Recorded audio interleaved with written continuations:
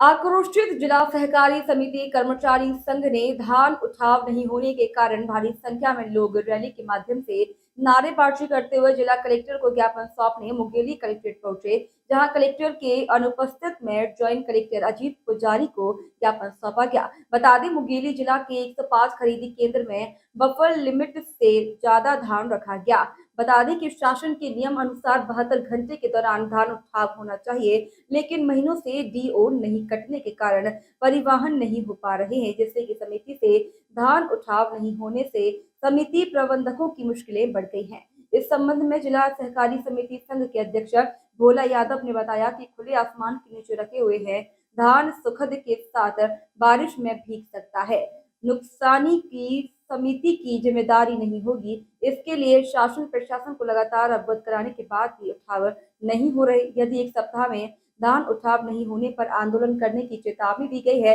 वहीं इस संबंध में ज्वाइंट कलेक्टर अजीत पुजारी ने बताया कि जिला सहकारी कर्मचारी संघ के द्वारा ज्ञापन दिए गए हैं, वह उच्च अधिकारियों के समक्ष रखा जाएगा और इन समस्याओं को हल 2-4 रोज में हो जाने की बात कही है। बहरहाल आगे देखने वाली बात ये होगी कि इन समस्याओं का समाधान आखिर कब तक होगा। सहकारी समिति कर्मचारी संघ से हैं जो सोसाइटियों में धान खरीदी कार्य करते हैं। आज हम लोग जिला प्रशासन को ज्ञापन देने आए हैं कि धान की उठाव जो है नहीं की जा रही है। पिछले 2 जनवरी से धान का डीओ काटना बंद कर दिया गया है और समितियों के उपार्जन केंद्रों पर बफर लिमिट से कई गुना धान जाम पड़ा हुआ है।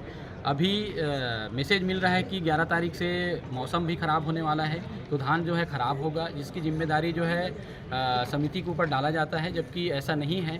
जो शासन के बीच में हमारा जो अनुबंध होता है टीमों के बीच में, तो उसमें स्पष्ट 17.4 कंडिका क्रमांक में उल्लेख है कि धान की उठाव जो है 72 घंटे के भीतर बफर लिमिट के ऊपर की जो धान है उसका उठाव करना रहता है। लेकिन विपणन संघ के द्वारा डीओ नहीं काटा जा रहा है, ना धान का उठाव किया जा रहा है, जिसको लेकर के आज हम सभी प्रभारी और समिति के सभी कर्मचारी आज ज्ञापन देने जिला कलेक्टर साहब को आए।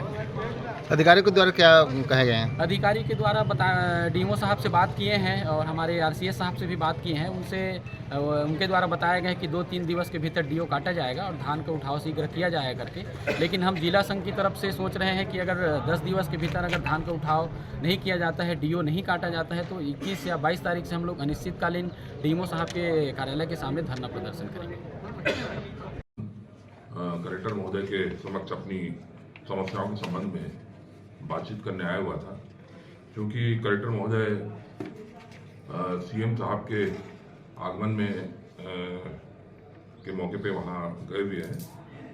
मैं उनकी मांगों के संबंध में जो उन्होंने मेरे समक्ष प्रस्तुत किया और जिस तरीके से उन्होंने अपनी परेशानी बताई, जो समस्याएं बताई कि मूलतः रूप से उनकी समस्याएं डीओ न कटने के साथ डीओ न कटने के बाद परिवहन न होने संबंधी कुछ बिंदुओं को उन्होंने उजागर किया था, जिसमें उन्होंने ये कहा था कि विगत कुछ दिनों से डीओ कटा नहीं है और पूरे खुले आसमान में खाद्यान्न हमारा जो धान जो है वो वहाँ रखा हुआ है, तो उसका कहीं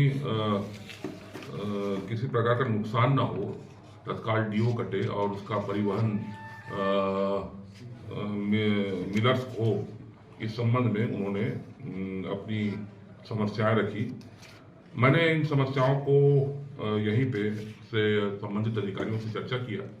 आमंत्रण पर हम लोग यहाँ पर शिव पुराण कथा में शामिल हो पाए और ये कथा, ये यज्ञ पूरे क्षेत्र के खुशहाली के लिए हो रहा है। और आज छत्तीसगढ़ में हमारी सरकार का पहला बजट प्रस्तुत हुआ है, प्रस्तुत हुआ है और ऐतिहासिक बजट है।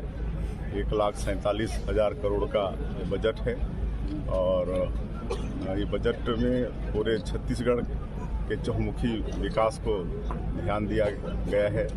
यहाँ के गरीबों के लिए, यहाँ के किसानों के लिए, यहाँ के युवाओं के लिए, यहाँ के महिलाओं के लिए, सबके विकास का ख्याल किया गया है और ऐतिहासिक बजट है।